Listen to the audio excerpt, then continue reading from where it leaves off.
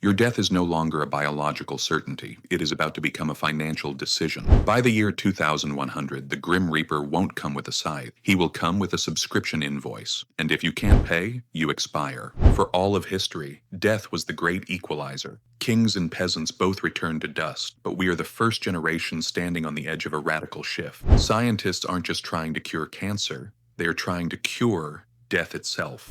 But here is the uncomfortable truth. Immortality won't be a human right, it will be a product. Today, we are traveling to 2100 to uncover the technology that will keep you alive forever, and the terrifying economy that might make you wish you were dead. To sell immortality, we first have to stop dying. In the labs of Silicon Valley, aging is now classified as a disease, a condition to be treated. Imagine waking up on your 90th birthday, but you look 30. No joint pain, no wrinkles. This isn't magic, it's senolytic therapy. Right now, your body is full of zombie cells, cells that stop dividing but refuse to die, poisoning the healthy ones around them. By 2020, flushing these out will be as common as brushing your teeth. But the real game changer is CRISPR. We aren't just talking about editing babies before birth. We are talking about editing you while you are alive.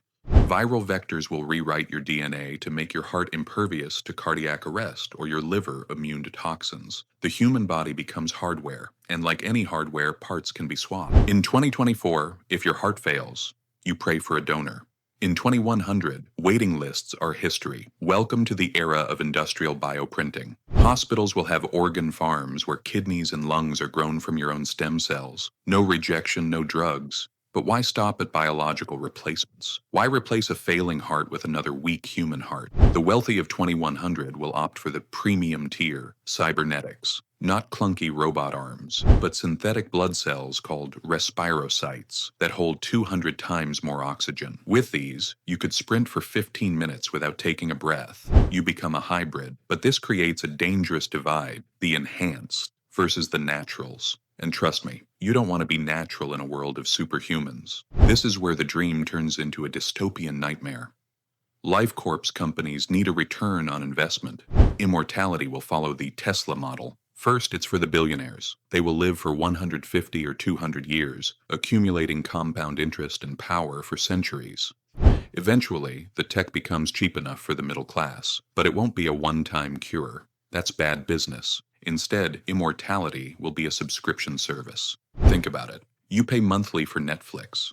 In 2100, you will pay a monthly fee for your longevity enzymes. If you stop paying, you don't just lose a service. You start aging again, rapidly. This gives corporations ultimate leverage. Your employer could include life extension in your contract. You literally cannot quit your job, because if you lose your insurance, you die.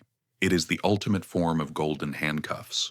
But what if you can't afford the biological upgrades? Enter the upload. By 2100, we may be able to scan your entire brain and upload your consciousness to a digital cloud. For the poor, this is the budget afterlife. You sell your physical body to pay for server space. But this raises a horror story. Is that digital avatar really you? Or is it just a copy that thinks it's you, while the real you dies in the chair? And who owns the server? If the hosting company wants to save money, do they delete your memories?